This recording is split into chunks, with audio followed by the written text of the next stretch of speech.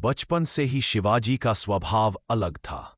जब अन्य बच्चे खेलों में व्यस्त रहते, तब शिवाजी पर्वतों पर चढ़ाई, तलवारबाजी और युद्ध कौशल की तैयारी करते।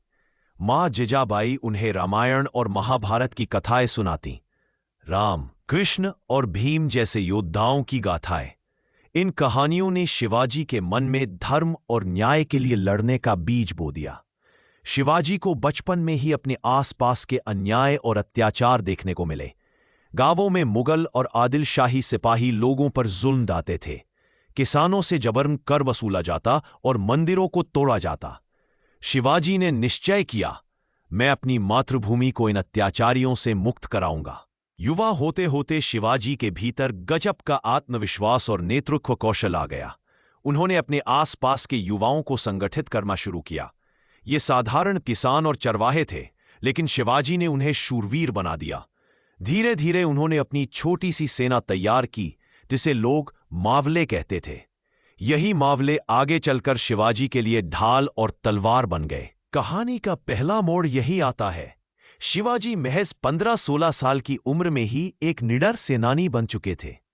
वे पर्वतीय युद्ध की कला जानते थे, कैसे कम संख्या में रहकर भी दुश्मन को हराया जाए। उन्होंने सबसे पहले ठाना उन किलों पर जो आदिलशाही के अधीन थे, क्योंकि शिवाजी जानते थे कि जब तक किले नहीं मिलेंगे तब तक स्वतंत्र राज्य का सपना अधूरा है। उनका पहला बड़ा कदम था तोरणा किले का अधिग्रहण।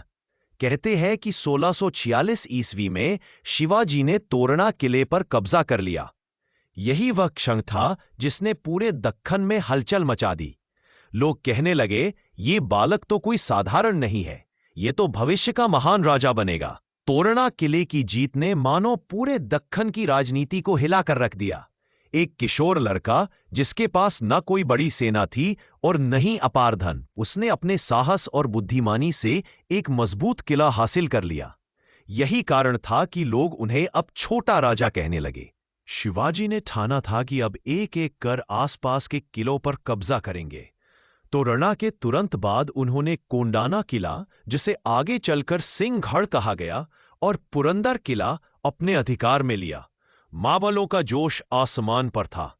हर जीत के बाद उनका विश्वास और भी बढ़ता गया। शिवाजी की एक खास बात यह थी कि वे अपने सैनिकों को कभी साधारण सिपाही नहीं मानते थे। वे हर एक को अपने परिवार की तरह मानते, उनकी समस्याएं सुनते और उनके साथ भोजन तक करते। इसी कारण मावले शिवाजी के लिए जान तक देने को तैयार रहते थे। लेकिन अब तक यह सब चुपचाप नहीं हो रहा था।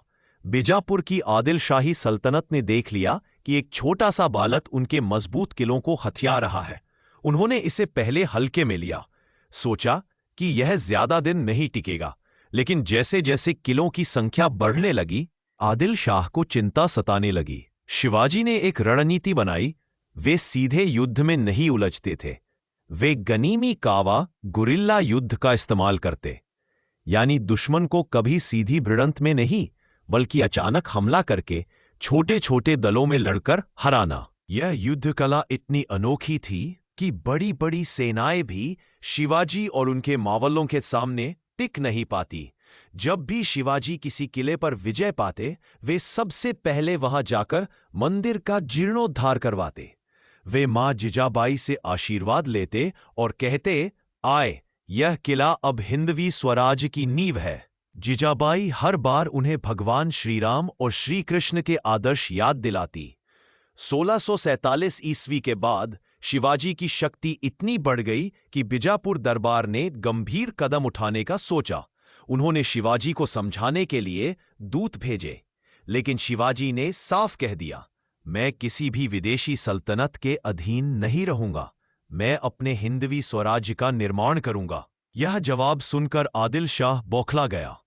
उसने आदेश दिया कि शिवाजी को रोका जाए, चाहे जैसा भी करना पड़े। और यही वह मोड़ था जिसने इतिहास बदल दिया। आदिल शाह ने अपने सबसे ताकतवर सेनापति अफजल खान को शिवाजी को सबक सिखाने के लिए भेजा। अफजल खान न सिर्फ विशालकाय शरीर वाला व्यक्ति था, बल्कि उसने कई बड़े युद्ध जीते थे। उसकी खूंखार छवि देखकर सबको लगा कि शिवाजी अब बच नहीं पाएंगे। लेकिन इतिहास गवाह है, जिसे सब अंत समझ रहे थे, वही आरंभ था शिवाजी महाराज की असली शौर्य गाथा का। अफजल खां का नाम सुनते ही पूरे दक्खन में खौफ फैल जाता था। लंबा चौड़ा शरीर, विशाल सेना और निर्दयी स्वभाव, लोग मानते थे कि उसके सामने कोई नहीं टिक सकता। जब आदिल शाह ने उसे शिवाजी पर चढ़ाई करने का आदेश दिया तो अफजल खां खुशी से फूला नहीं समाया। अफजल खां अपनी सेना लेकर पहाड़ियों की ओर बढ़ा। कहते हैं कि उसकी सेना में 40 से 50 हजार सैनिक थे, जबकि शिवाजी के पास मुश्किल से कुछ हजार मावले। लोग सोच रहे थे शिवाजी का अंत अब निश्चित है। अफजल खां ने शिवाजी को संदेश भेजा, तू बच्चा है, युद्ध करने लायक नहीं, चल आकर मुझसे शांति की बात कर। उसके शब्दों के पीछे छल और घमंड साफ झलक रहा था। लेकिन शिवाजी महाराज कोई साधारण योद्धा नहीं थे। वे जानते थे कि अफजल खान की मंशा ठीक नहीं। उन्होंने मन ही मन निश्चय किया कि अगर अफजल खान विश्वासघात करेगा तो उसे यही समाप्त करना होगा। शिवाजी ने अपनी मां जिजाबाई और भगवान भवानी से प्रार्थना की। मां भवानी की प्रतिमा के सामने प्रणाम करते हुए उन्होंने कहा, यदि यह धर्म और स्वराज्य की रक्षा का समय है तो मुझे विजय दीजिए। शिवाजी ने विशेष कवच पहना, बाएं हाथ में वाघनख, बाघ के पंजे जैसा हथियार, और दाएं हाथ में बिछवा, छोटा खंजर छिपा लिया। वे थोड़े से अंगरक्षकों के साथ प्रतापगढ़ किले के पास तय स्थान पर पहुंचे। 1659 ईस्वी का वह दिन इतिहास के पन्नों में अमर हो गया। प्रतापगढ़ के नीचे घने जंगल में एक अंबू लगाया गया था। वहां शिवाजी और अफजल खान की मुलाकात होने वाली थी। अफजल खान ने मुस्कुराते हुए शिवाजी को गले लगाया, लेकिन उसके मन में धोखा था।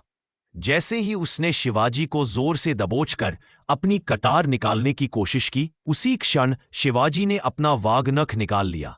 एक ही वार में अफजल खान की छाती चीर दी। अफजल खान दर्द से चीख उठा। शिवाजी ने तुरंत बिछुआ खंजर से दूसरा वार किया, और तभी बाहर शिवाजी के मावलों ने अफजल की सेना पर धावा बोल दिया। सिर्फ कुछ हजार मावलों ने 40,000 की सेना को हरा दिया। यह लड़ाई इतनी जबरदस्त थी कि अफजल खान के मारे जाने के बाद पूरी आदिलशाही सेना बिखर गई। प्रतापगढ़ की यह विजय सिर्फ शिवाजी महाराज की नहीं थी, बल्कि यह हिंदवी स्वराज्य की पहली बड़ी जीत थी। लोग कहने लगे, जिसे सबने नादान बच्चा समझा था, वही आज सिंह बनकर दहाड़ रहा है। प्रतापगढ़ की इस जीत ने शिवाजी की कीर्ति को चारों ओर फैला दिया। अब न केवल आम जनता, बल्कि बड़े बड़े राजा भी शिवाजी को एक शक्तिशाली योद्धा मानने लगे।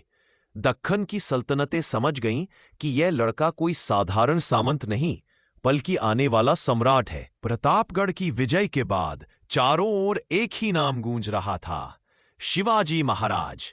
गांव-गांव में उनकी वीरता के किस्से गाए जाने लगे। लोग कहने लगे, यह बालक भगवान की देन है जो हमें अत्याचार से मुक्ति दिलाएगा। शिवाजी अब सिर्फ एक स्थानीय सामंत नहीं रहे, बल्कि स्वतंत्रता की किरण बन चुके थे। लेकिन इस विजय ने आदिलशाही और मुगलों दोनों को हिला दिया। अफजल खान की हार और मृत्यु ने बीजापुर दरबार को झकझोर दिया। आदिल शाह को लगा कि अगर तुरंत कार्रवाई न की गई तो दक्खन का बड़ा हिस्सा हाथ से निकल जाएगा। इसलिए उन्होंने एक और बड़ा सेनापति भेजा, सिद्दी जौहर। सिद्दी जौहर ने अपने साथ लगभग 40,000 सैनिक लिए और शिवाजी पर चढ़ाई कर दी। उसका मकसद था शिवाजी को किसी भी हाल में बंदी बनाना और बीजापुर की जेल में डालना। साल 1660 में सिद्दी जौहर ने शिवाजी के पन्हाला किले को घेर लिया। चारों तरफ से दुश्मन की सेना, बाहर से आपूर्ति बंद और अंदर से भूख प्यास का संकट। लगने लगा कि अब शिवाजी इस बार नहीं बच पाएंगे। लेकिन शिवाजी की चतुराई यहीं काम आई। उन्होंने निश्चय किया कि सीधी भिड़ंत में जीतना संभव नहीं, इसलिए दुश्मन को धोखे में डालना होगा। एक रात घनघोर बारिश में शिवाजी अपने कुछ विश्वास पात्र सैनिकों के साथ पन्हाला से निकल पड़े। उन्होंने दुश्मनों का ध्यान भटकाने के लिए नकली जुलूस निकाला, जिसमें कोई और व्यक्ति शिवाजी का वेश पहनकर आगे बढ़ा। दुश्मन उस नकली शिवाजी के पीछे भागे और असली शिवाजी सुरक्षित निकल गए। लेकिन इस पलायन में उनके सबसे वफादार सेनापति बाजी प्रभु देशपांडे ने अपना बलिदान दिया। उन्होंने पावनखिंड नाम की घाटी में हजारों दुश्मनों को रोके रखा ताकि शिवाजी सुरक्षित विश्रामगढ़ पहुंच जाए। बाजी प्रभु ने अपने 300 मावलों के साथ वीर गति पाई, लेकिन जब तक शिवाजी सुरक्षित नहीं पहुंच गए तब तक उन्होंने दुश्मन को आगे बढ़ने नहीं दिया। कहा जाता है कि जब तक किले से तोपों की आवाज नहीं आई, बाजी प्रभु ने लड़ाई जारी रखी। तोप की आवाज आई और उसी क्षण वे धरती पर गिर पड़े। उनका यह बलिदान अमर हो गया। शिवाजी ने आगे चलकर उनकी स्मृति में उस स्थान का नाम दिया पावनखिंड। मुगलों की नजरें अब तक शिवाजी ने आदिलशाही को कई बार चुनौती दी थी, लेकिन अब उत्तर भारत में बैठा औरंगजेब भी बेचैन हो उठा। उसे लगा कि अगर यह मराठा योद्धा ऐसे ही बढ़ता रहा तो मुगल साम्राज्य को भी खतरा हो सकता है। इसलिए औरंगजेब ने अपने सबसे शक्तिशाली सेनापति शाइस्ता खान को दक्खन भेजने का निर्णय लिया। प्रतापगढ़ और पन्हाला की घटनाओं ने औरंगजेब को बेचैन कर दिया। उसे एहसास हुआ कि यह मराठा बालक अब उसकी सत्ता को सीधी चुनौती दे रहा है। उसने अपने मामा और सबसे अनुभवी सेनापति शाइस्ता खान को आदेश दिया, जाओ और उस शिवाजी को सबक सिखाओ, उसे खत्म कर दो। 1660 में शाइस्ता खान विशाल सेना लेकर दक्खन पहुंचा। कहा जाता है कि उसकी सेना में 1 लाख से भी ज्यादा सैनिक थे। वह पुणे पहुंच गया और वहीं शिवाजी के महल लाल महल में डेरा डाल दिया। यह कदम शिवाजी के लिए गहरी चुनौती था, क्योंकि अब दुश्मन उनके ही घर में बैठा था। शिवाजी महाराज जानते थे कि सीधे युद्ध में शाइस्ता खान को हराना मुश्किल है, इसलिए उन्होंने फिर से गनीमी कावा की रणनीति अपनाई। उन्होंने तय किया कि दुश्मन को वहीं मारना है जहां वह सबसे सुरक्षित महसूस करता हो।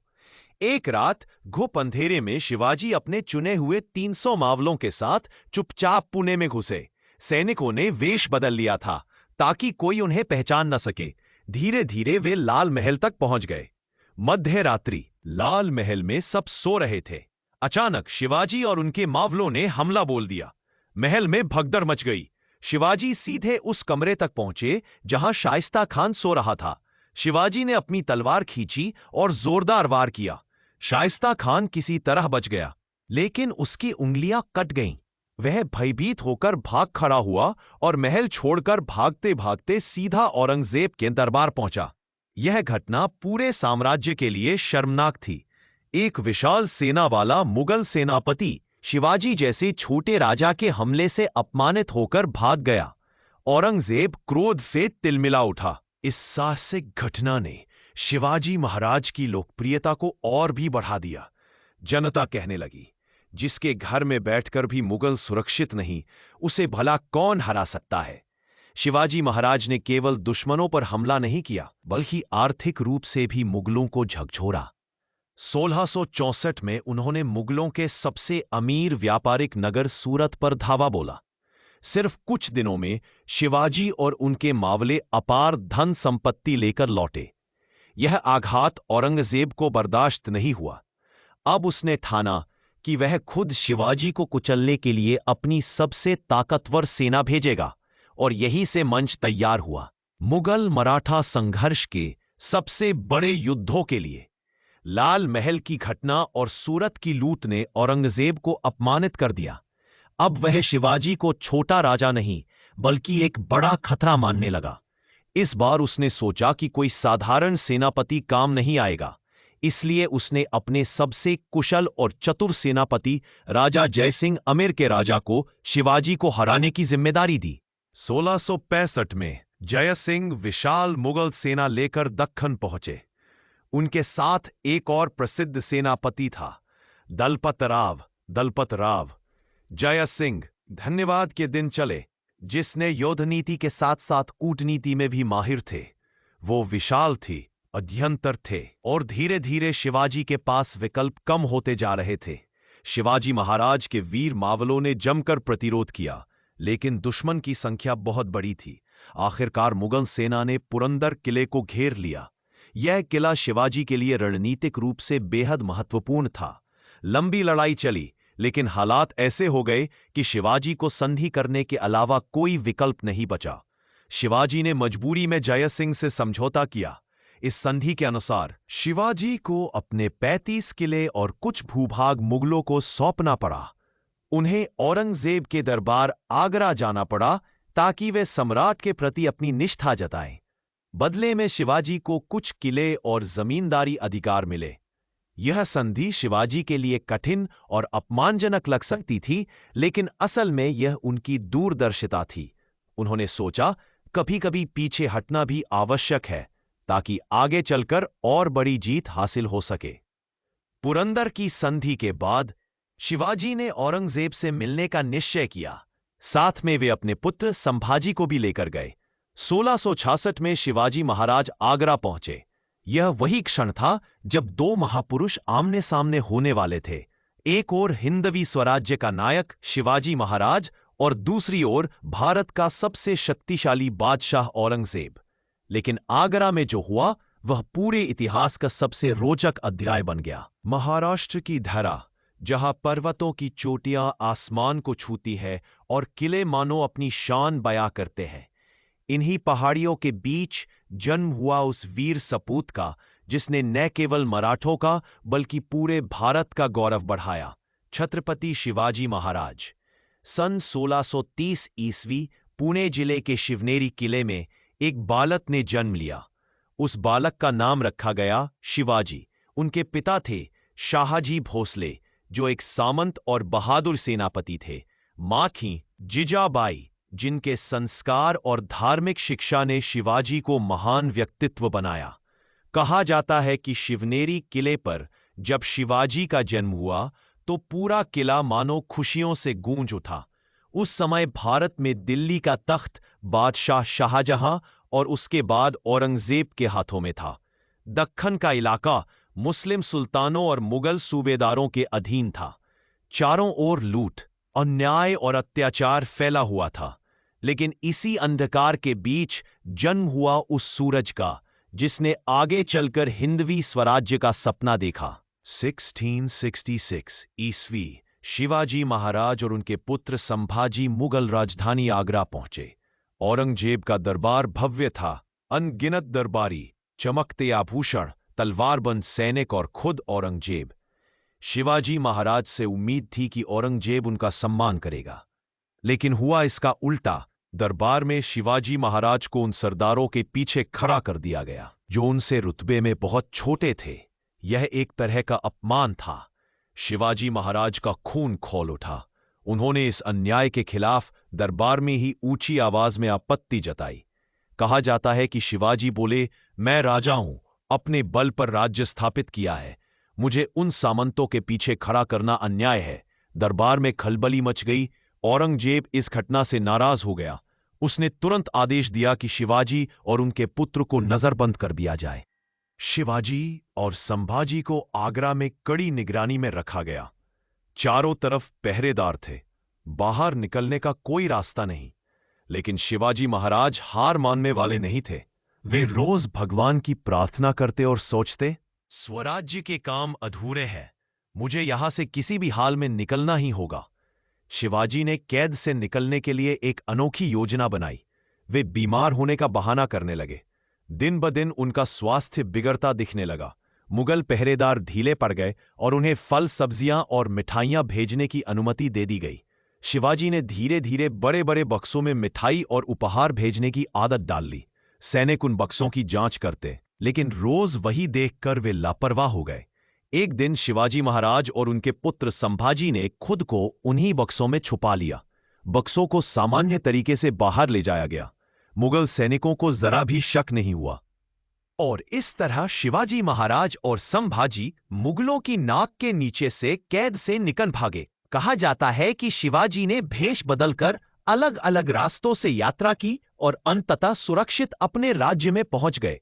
यह घटना सुनकर औरंगजेब बौखला उठा। इतिहास में यह प्रसंग सबसे अद्भुत भागने की कहानियों में गिना जाता है। एक ओर यह शिवाजी महाराज की चतुराई का प्रमाण था, तो दूसरी ओर यह जनता के लिए प्रेरणा बन गया कि स्वराज्य का नायक किसी भी परिस्थिति में हार नहीं मान सकता। औरंगजेब के खिलाफ शिवाजी महाराज का संघर्ष जैसे जैसे तेज होता गया, वैसे वैसे उनकी वीरता और राजनीतिक बुद्धिमत्ता और भी स्पष्ट दिखाई देने लगी। औरंगजेब नहीं चाहता था कि दक्कन में शिवाजी महाराज और मराठों की शक्ति बढ़े। उसने अपनी विशाल सेना को भेजकर शिवाजी महाराज को रोकने की कोशिश की, परंतु शिवाजी महाराज कोई साधारण राजा नहीं थे। वे गोरिल्ला युद्ध नीति गणिमी कावा के जनक थे। छोटी सेना होते हुए भी वे मुगलों को चकमा देकर बार बार पराजित करते। इस समय की सबसे प्रेरणादायक घटनाओं में से एक थी सिंगड़ का युद्ध 1670 मुगलों के कब्जे में आए इस किले को वापस पाना शिवाजी महाराज के लिए अत्यंत आवश्यक था। उन्होंने अपने वीर सेनापति तानाजी मालुसरे को यह दायित्व सौंपा। तानाजी अपने पुत्र की शादी छोड़कर युद्ध में उतरे और कहा, आधी लग्न घरचन पर आधी लग्न मातृभूमिचन। तानाजी और उनकी सेना ने अंधेरी रात में सिंगड़ की चट्टानों पर नाग जैसी रस्सी से चढ़ाई की। भीषण युद्ध में तानाजी ने दुश्मनों का डटकर सामना किया, लेकिन वीरगति को प्राप्त हुए। जब शिवाजी महाराज को यह समाचार मिला तो उनकी आंखों में आंसू आ गए और उन्होंने कहा, गढ़ आला पण सिंह गेला। किला तो आ गया पर हमारा सिंह चला गया। यह घटना मराठा इतिहास का अमर अध्याय बन गई। शिवाजी महाराज केवल युद्ध कौशल के लिए ही नहीं बल्कि न्यायप्रिय शासन व्यवस्था के लिए भी प्रसिद्ध थे। उन्होंने भ्रष्टाचार पर कठोर नियंत्रण किया, किसानों से अन्यायपूर्ण कर वसूली समाप्त की, हिंदू मुसलमान सभी प्रजाजनों को समान दृष्टि से देखा, सेना में योग्यता को महत्व दिया, जाति को नहीं। उनका यह आदर्श शासन ही था जिसके कारण लोग उन्हें भगवान के समान पूजते थे। मुगल साम्राज्य जितनी बार शिवाजी महाराज को दबाने की कोशिश करता, वे उतनी बार और भी मजबूत होकर उभरते।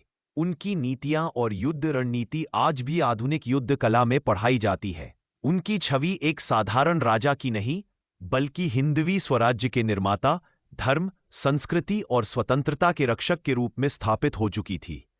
लंबे संघर्ष, बलिदानों और विजय की श्रृंखला के बाद अब वह क्षण आ चुका था जब शिवाजी महाराज का स्वप्न हिंदवी स्वराज्य साकार होने जा रहा था। 1674 में रायगढ़ किले पर भव्य राज्याभिषेक की तैयारी होने लगी। पूरे दक्कन से विद्वान, संत, राजपुरुष और योद्धा आमंत्रित किए गए। किले को फूलों, झंडों और दीपमालाओं से सजाया गया। हर ओर उत्साह था, जैसे देवताओं का पर्व मनाया जा रहा हो। 6 जून 1674 को विद्वान गागा भट्ट के मंत्रोच्चार के बीच शिवाजी महाराज का राज्याभिषेक हुआ। वे अब केवल महाराज नहीं बल्कि छत्रपति शिवाजी महाराज कहलाए। उनके मस्तक पर छत्र छाया गया और लोगों ने नारे लगाए, जय भवानी, जय शिवाजी। यह केवल एक राजा का राज्याभिषेक नहीं था बल्कि स्वतंत्रता की भावना का उदय था। सदियों की गुलामी और विदेशी शासन के बाद पहली बार एक स्वदेशी हिंदू सम्राट की स्थापना हुई थी। छत्रपति शिवाजी महाराज ने अपने शासन को आदर्श और न्यायपूर्ण बनाया। प्रजा से प्रेम और समानता का भाव, सेना को संगठित और मजबूत बनाया, नौसेना की स्थापना की जिससे समुद्र पर भी उनका अधिकार हुआ, व्यापार और कृषक वर्ग को सुरक्षा दी। उनकी यही नीतियां थीं जिसने छोटे से मराठा साम्राज्य को इतना शक्तिशाली बनाया कि उसने आगे चलकर औरंगजेब जैसे विशाल साम्राज्य को भी चुनौती दी। 1669 के बाद भी शिवाजी महाराज लगातार साम्राज्य को संगठित करते रहे, परंतु 1680 में 52 वर्ष की आयु में वे स्वर्गवासी हो गए। उनकी मृत्यु से समूचा दक्कन शोक में डूब गया, लेकिन उनका सपना स्वराज्य उनके पुत्र संभाजी और आगे चलकर मराठा साम्राज्य ने जारी रखा। छत्रपति शिवाजी महाराज केवल एक योद्धा नहीं बल्कि एक दूरदर्शी नेता, एक न्यायप्रिय शासक और स्वतंत्रता के महान प्रतीक थे। उनकी गाथा हमें यह सिखाती है कि अन्याय और अत्याचार कितना भी बड़ा क्यों न हो, यदि साहस, नीति और संकल्प हो तो स्वतंत्रता और न्याय हमेशा विजयी होते हैं। छत्रपति शिवाजी महाराज का जीवन केवल युद्धों और किलों तक सीमित नहीं था। उनकी गाथा हमें साहस, धैर्य, बुद्धिमत्ता और निष्ठा की सीख देती है। साहस और नेतृत्व। बचपन से ही शिवाजी ने विपरीत परिस्थितियों में भी निडरता और आत्मविश्वास दिखाया। अफजल खान से लेकर शाइस्ता खान तक किसी भी दुश्मन के सामने उन्होंने कभी डर नहीं माना। रणनीति और बुद्धिमत्ता और अद्भुत योजनाओं के कारण छोटी सेना होते हुए भी उन्होंने विशाल मुगल और आदिल शाही सेनाओं को हराया। आगरा से भागना और लाल महल पर हमला जैसी घटनाएं आज भी इतिहास में चमत्कार की तरह याद की जाती हैं। न्याय और प्रजा के प्रति प्रेम। शिवाजी महाराज केवल युद्धवीर नहीं थे, बल्कि न्यायप्रिय शासक भी थे। किसानों और व्यापारियों की रक्षा, भ्रष्टाचार की रोकथाम और समानता का सिद्धांत उनके शासन की नींव थी। धार्मिक और सांस्कृतिक जागरूकता, माता जिजाबाई द्वारा दिए संस्कार और रामायण महाभारत की कहानियों ने उनके मन में धर्म और नैतिकता की भावना डाली। उन्होंने अपने शासन में मंदिरों और संस्कृति की रक्षा सुनिश्चित की। स्वराज्य का निर्माण, 1674 में रायगढ़ में उनका राज्याभिषेक केवल व्यक्तिगत सम्मान नहीं था, यह संदेश था कि स्वतंत्रता और स्वशासन किसी भी समय प्राप्त किया जा सकता है, यदि प्रयास और संकल्प मजबूत हो। छत्रपति शिवाजी महाराज का जीवन हमें सिखाता है कि विपरीत परिस्थितियां कभी भी रास्ता रोक नहीं सकती। साहस, नीति और धैर्य से कोई भी चुनौती पार की जा सकती है। स्वतंत्रता, न्याय और देशभक्ति की भावना सदैव सर्वोपरि होनी चाहिए। उनकी गाथा आज भी हमें प्रेरित करती है कि छोटा व्यक्ति बड़ा परिवर्तन ला सकता है। यह थी छत्रपति शिवाजी महाराज की जीवन गाथा, उनके जन्म से लेकर स्वराज्य की स्थापना और अमर विरासत तक।